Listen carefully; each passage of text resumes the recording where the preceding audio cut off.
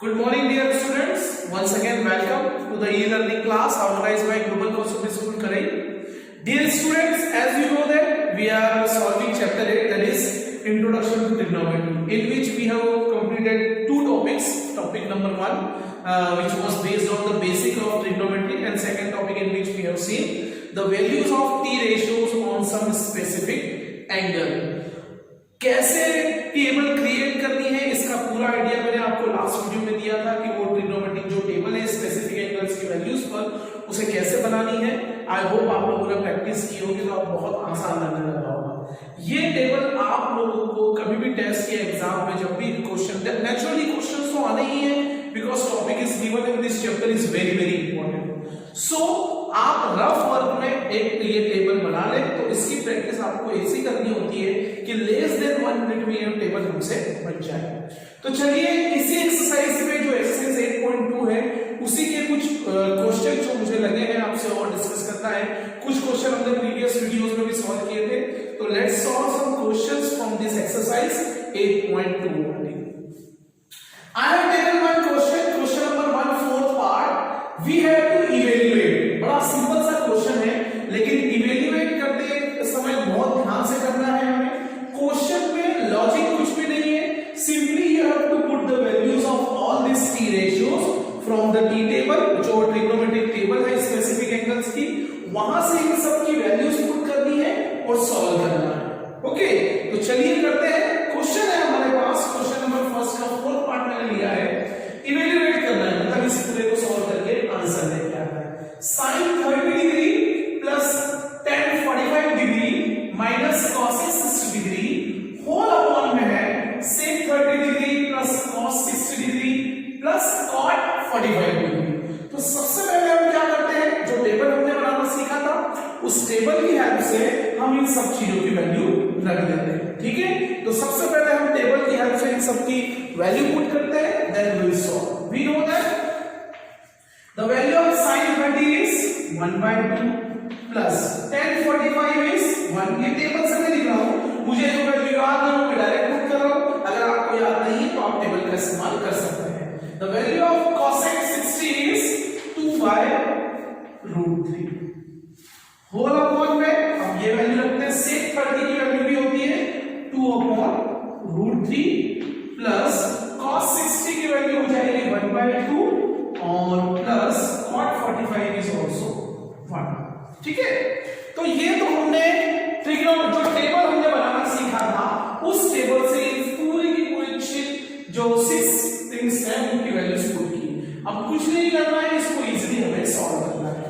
इसके अपॉन में कुछ नहीं है तो कैन राइट 1, यहां पर भी अपॉन में कुछ नहीं है तो 1। How to solve this fractions, we know that very well by taking the LCM.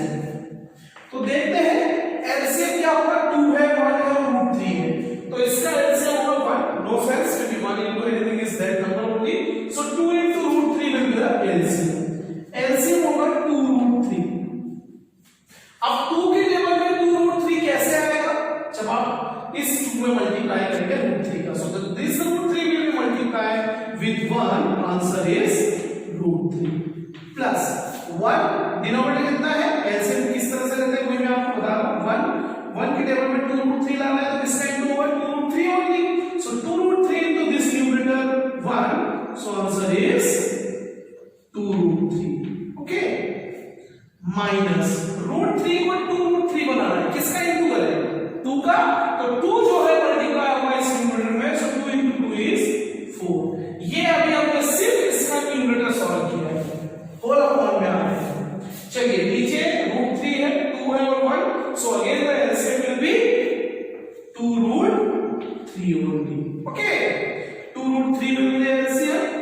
अब √3 की टेबल में 2√3 लगा तो किसका इनटू होगा 2 का, सो 2 into 2 is 4 प्लस 2 के टेबल में 2√3 लगा है तो √3 का into, so √3 into numerator 1 that is √3, then plus 1 के टेबल में मुझे 2√3 लाना है तो किसका इनटू होगा, यस ऑफ कोर्स √2√3 लाना, 2√3 into 1 is 2√3। चलिए अब क्या हम सिंपलीफाई कर सकते हैं, देखते हैं। ये भी √3 है, ये 2√3 है, तो 1√3 प्लस 2√3 कितना हो जाएगा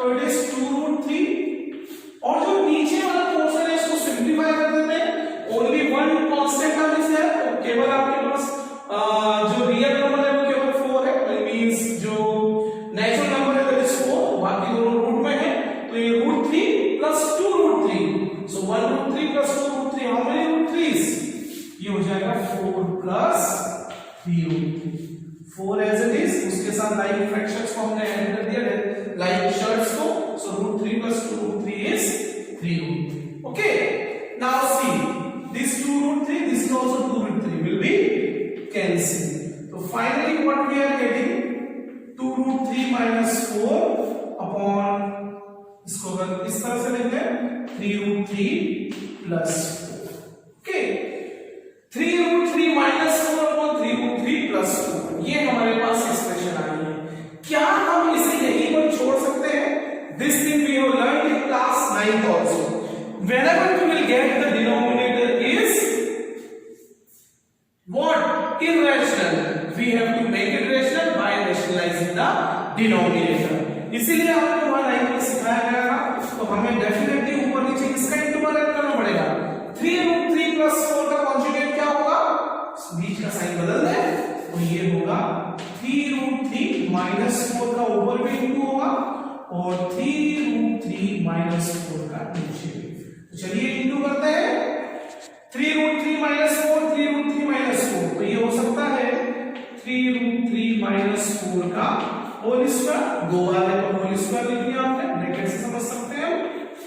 3 root 3 minus 4 3 root 3 minus 4 so 3 root 3 minus 4 का होल स्क्वायर. नीचे क्या होगा?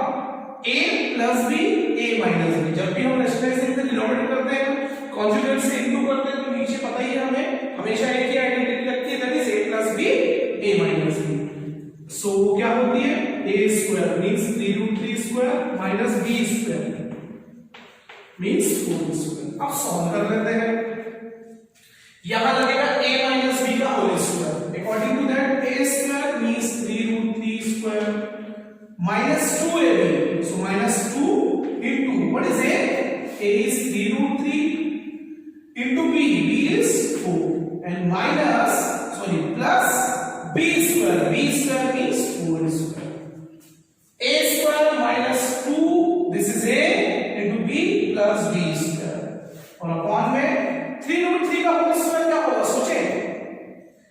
3 का स्क्वायर 9 root 3 का square 3 so 9 3s are 27 minus 4 square is 16.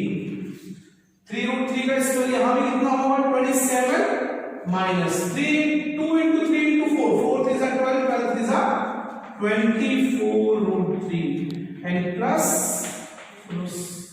16. 27 minus is 11.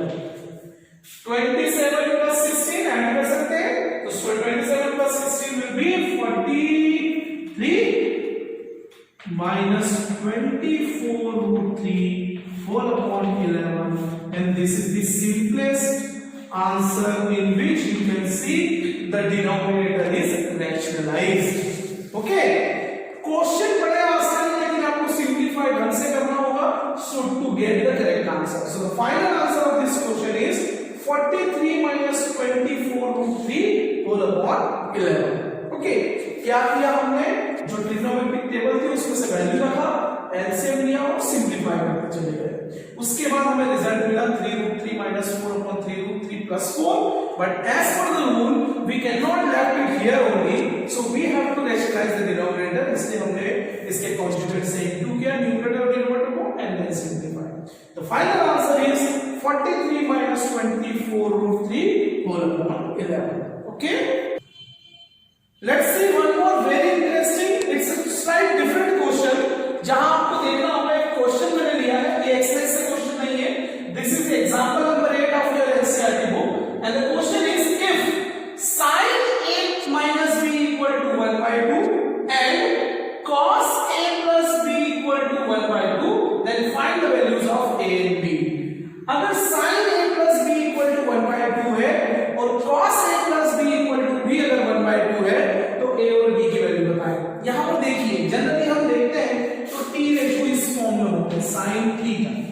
अब यहां थीटा के प्लेस पे उन्होंने a minus b या a plus b लिखा हुआ है, sin और cos दोनों में कर देंगे. इसका मतलब है कि ये जो a minus b है वो किसी एंगल को रिप्रेजेंट करता है. हो सकता है कि 50 डिग्री minus 20 डिग्री तो आंसर आ जाए 30 डिग्री, तो a की वैल्यू और b की वैल्यू कुछ भी हो सकती है.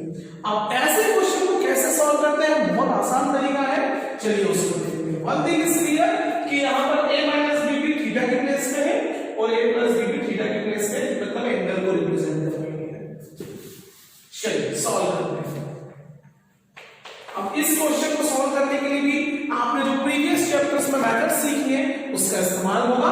देखते हैं। Sine A minus B equals to दिया है 1/2। ऐसे क्वेश्चन में हम क्या करते हैं, यहां अगर साइन है तो इस साइड भी साइन लाने की कोशिश करते हैं and then will compare the thetas, जो एंगल है उन्हें कंपेयर किया जाएगा। तो यहां पर देखें 1/2 है, क्या 1/2 को साइन के फॉर्म में कुछ लिखा जा सकता है? अगर ट्रिग्नोमेट्रिक टेबल को ध्यान से देखें, जो हमने सीखी है उसे ध्यान से देखें, तो क्या 1/2 को आप बोलेंगे सर 1/2 को तो कॉस के फॉर्म में भी लिख सकते हैं, इवन और भी रेशियोज के फॉर्म में लिख सकते हैं। Yes absolutely, but the thing is that कि हमें जब कंपेयर करना होगा ट्रिग्नोमेट्री में या किसी भी जगह पे आप देखें, अगर हमें कंपेयर करना है तो दोनों ही तरफ साइन होना चाहिए, या दोनों ही तरफ कॉस होना चाहिए, या दोनों ही तरफ tan होना चाहिए। मींस जो रेशियो है, ट्रिग्नोमेट्रिक जो रेशियो है, वो दोनों तरफ सेम होने चाहिए, तभी तो कंपेयर कर पाएंगे। यहां पर साइन लिखा है, यहां पर कॉस लिखा है, you can not compare. Okay, comparison तो तभी होगा जब दोनों तरफ साइन हो। तो क्वेश्चन ये है कि क्या 1/2 को साइन के फॉर्म में कुछ लिख सकते हैं? क्या साइन की कोई वैल्यू है जो 1/2 होती है? देखिए आप, तो आंसर मिलेगा। आंसर इज, इसे तो हम एज इट इज लिख रहे हैं, 1/2 को लिखा जा सकता है sin 30 डिग्री। क्यों? क्योंकि sin 30 डिग्री की वैल्यू होती है 1/2। You can check the table है। अब यहां भी sin थीटा है, यहां भी sin थीटा है। अगर हम बोल रहे हैं कि ये left hand side right hand side के इक्वल है, तो ये कब पॉसिबल है? It is only possible when real angles are same. अगर मैं कह रहा हूं कि x इक्वल टू y है, तो कब पॉसिबल है? When value of x will be equal to the value of y। तो सिमिलरली यहां दोनों तरफ साइन तो है, अगर a minus b की वैल्यू भी थीटा 30 के इक्वल होगी तभी तो पॉसिबल है। तो आप यहां ध्यान रखें, कई बार मैंने कुछ मेथड्स में देखा है स्टूडेंट साइन से साइन को कट कर देते हैं। कट नहीं करना, हमें करना है what we will write by comparing. Okay, अब कंपेयर करेंगे, तो चूंकि दोनों तरफ साइन का रेशियो है वो इक्वल है, सो बाय कंपेयरिंग देयर थीटास, मतलब जो एंगल्स है वो भी इक्वल होंगे। सो a minus b will be 30। This is equation number 1। आया समझ में? एक इक्वेशन बना लिया हमने a और b के फॉर्म में। देखिए मैथ्स में इतना तो क्लिक आप करके रखें कि मुझे a और b निकालना है, मतलब दो वेरिएबल्स की वैल्यू निकालनी है। So it means I have to create two equation in the form of two variable, those two variable। अगर two variables के फॉर्म में two equations बना दी जाती है तो by elimination and substitution जो हमने चैप्टर 3 में स्टडी किया है उसके हेल्प से हम सॉल्व कर सकते हैं। चलिए आगे बढ़ते हैं। Now what else is given?